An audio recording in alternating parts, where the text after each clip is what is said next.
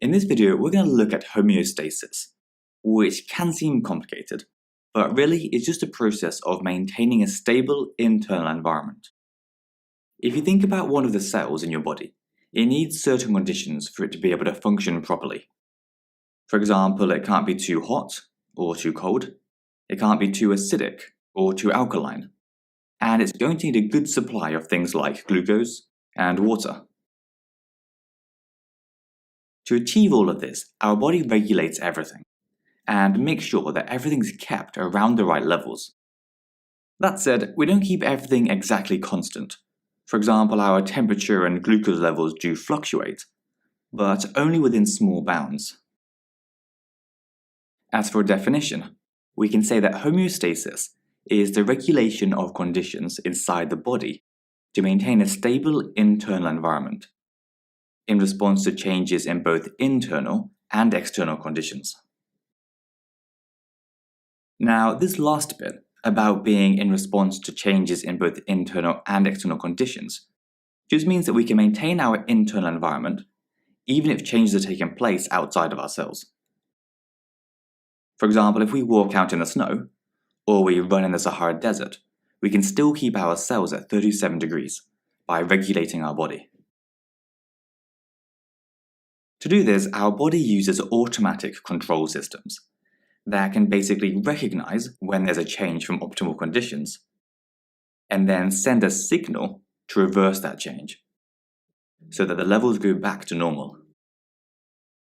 Automatic control systems have three main components to know about: receptors, which detect a change, such as a rise in temperature; coordination centers, such as the brain or spinal cord, which interpret that change and decide what needs to be done about it; and finally, effectors, which are the things that carry out the change. Generally, these are either muscles that might contract, or glands that can release hormones.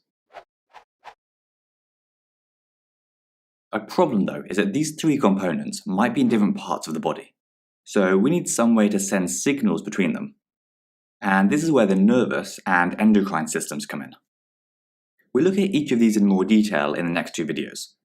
But basically, the nervous system sends very fast and precise electrical impulses through nerves, which allows us to respond to things very quickly, such as when we touch a sharp object.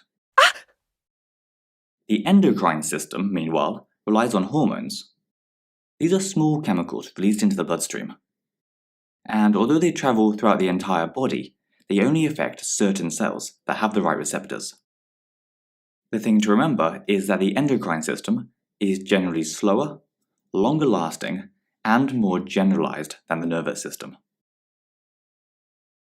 Okay, so we've now looked at the different components of the automatic control systems, and also how they communicate with each other.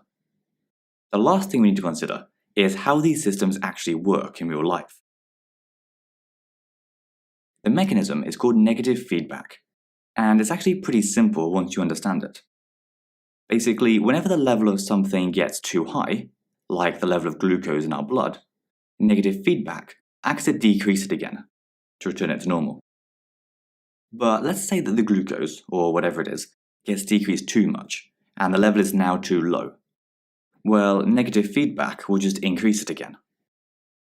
So it basically just does the opposite of whatever the change was. To demonstrate this, let's imagine a scenario. Say we walk into a room, but it's really cold. The low temperature will be detected by receptors, such as in our skin, and the nervous system will then send impulses to coordination centers, like the brain and spinal cord. These interpret the information, and then send another set of signals to the effectors, such as our muscles, that can carry out useful responses, like shivering. Given a bit of time, this shivering will increase our body temperature, and will return to normal. But what if this goes too far, and instead of returning to normal, we actually get too hot? Well, now, a different set of receptors would detect this rise in temperature, and send their own signals to our coordination centers. This in turn would cause a different group of effectors to carry out their own response, such as sweating. in time our temperature would go back to normal. And then if we got a bit too cold, the whole process would start over again. So really, what we have overall is a loop. If the levels of something get too low, our automatic control systems bring them back up to normal through negative feedback. And if they then get too high, another control system will bring them back down. And that's homeostasis for you. Basically the overall process of maintaining a stable internal environment for us. That's it for this video, so I hope you enjoyed, and we'll see you next time.